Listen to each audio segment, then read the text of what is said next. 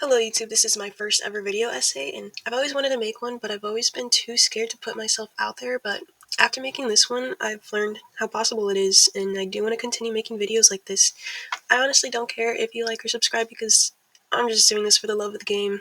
And for my first video, I wanted to make a first impression, so I thought, why not talk about the topic that floods my Instagram reels? Furries. If you clicked on this video, you probably already know what a furry is. A person who is into that weird animal stuff. They wear animal suits. You see, that's what you think furries are. Which, I mean, it's not that far off. It's just very broad and causes misinterpretation. You see, furries face a lot of misconceptions in mainstream media. I mean, it's no surprise as to why. It's something weird and different, and we've been taught to turn our heads the other way and separate ourselves as much as possible from communities that are different. And, I mean, furry sex is often the image pushed out most from this fandom, and after watching the furry documentary, it made sense as to why. When we hear about furries, it's rarely ever firsthand. We get stories that are handpicked to draw the most attention. And let me ask you this, what is more attention grabbing? A college kid telling the story of how the discovery of the furry fandom saved his life from, like, sewer slide? Or big orgy of people in animal costumes pretending to be animals and having huge animal knockers? See, I bet you already forgot what the first option was, even before you started rolling over huge mommy furry knockers. I mean, it's a pretty similar concept with the art in furry culture. I assure you, majority of the art being created is from people wanting to draw their personas. A small percent is the furry porn that you know and love.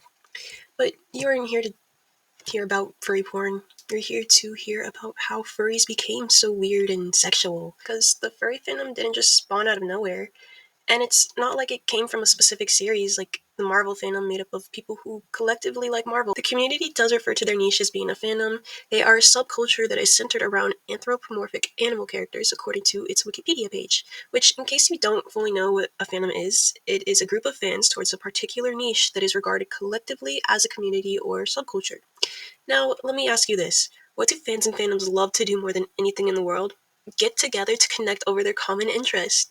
Normal people have concerts, sports games, musicals. Maybe musicals is stretching it.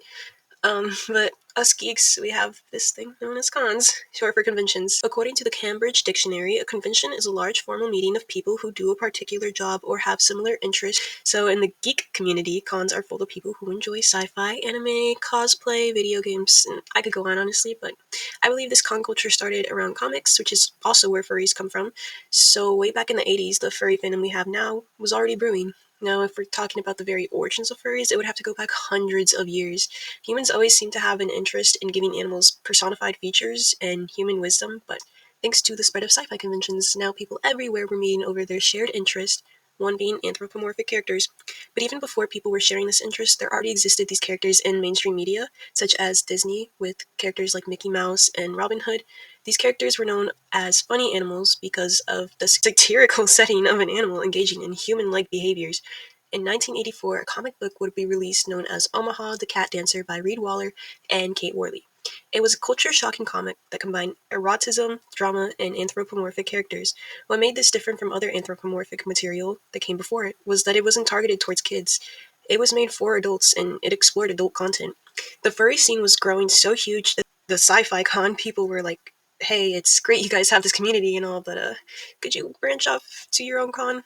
So on January 21st through 22nd, 1989, the first FurryCon was born in the Holiday Inn Bristol Plaza, Costa Mesa, California, with an attendance of about 65 people, hosted by Mark Merlino and Ron O'Reilly, which they were in the documentary. I watched part of my research, so if you want more details, I highly recommend that you check out the link that is in my description. They named it Conference Zero because they weren't sure how it would play out, but it sparked so much interest and became a yearly thing. And with the new technology of the computer, more people had access to the fandom, particularly college students and those who could afford a computer. This allowed for mostly roleplay, but also spreading information on events and just meeting people with similar interests. In fact, furries would do a lot of coding to make these chat rooms, and even still today, a lot of furries are known as computer whizzes, particularly in the IT department. So we do have furries to thank for a lot of advances we have on the interwebs. These cons didn't start out as people in fursuits. It was mostly masks or people painting their face like animals. There was like two notable personas in fursuits, but I low-key forgot their names. In the 90s, as the internet grew, so did furries. And this is around the time people started sharing the drawings of themselves as the anthropomorphic characters. though it still wasn't called the personas that word that we know it as today. And as people grew more comfortable having this separate identity, they got a little crazy when it came to partying at cons, and eventually they had to put restrictions on furry cons. Even still today, those animals like to get a little wild.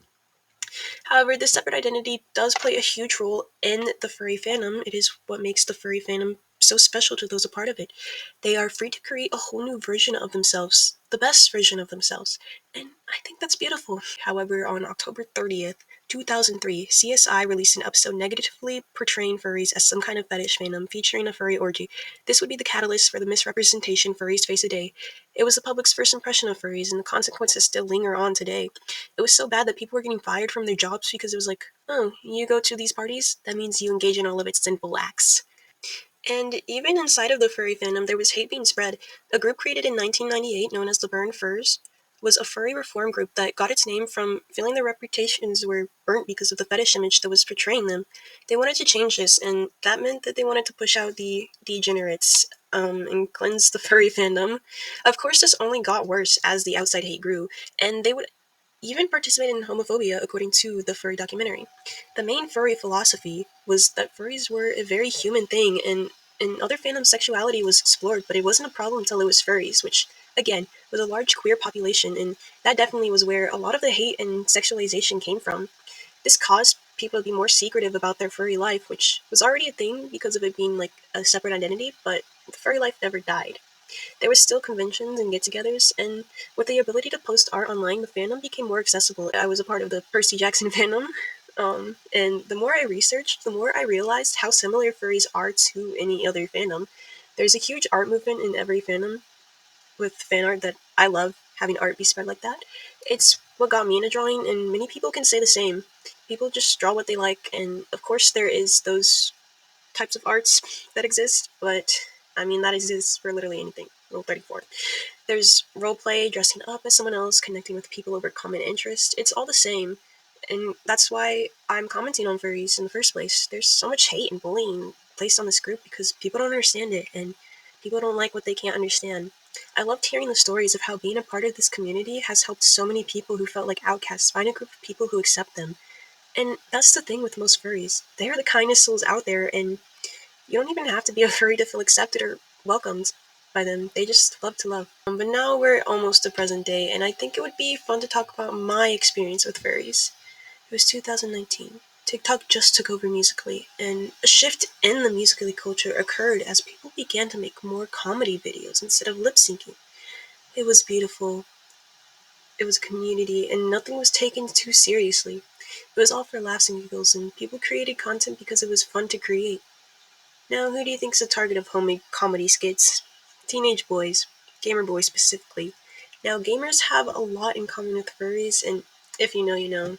So, it was no surprise that two subcultures stumbled across each other on TikTok. From there emerged the gamer boy versus furry war. Those were the days. It was pretty much initiated by gamer boys, and there were videos of them duetting furry TikTokers and pretending to be in battle. This definitely further tarnished the furry representation, because now the next generation of internet users were being taught that it was something to make fun of, and looking back, the furries were pretty chill, and it was all one-sided beef.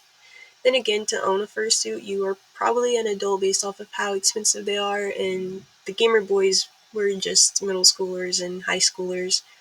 I think COVID definitely led to a spike in the furry population because it gave people time to participate in their own hobbies and explore their creativity.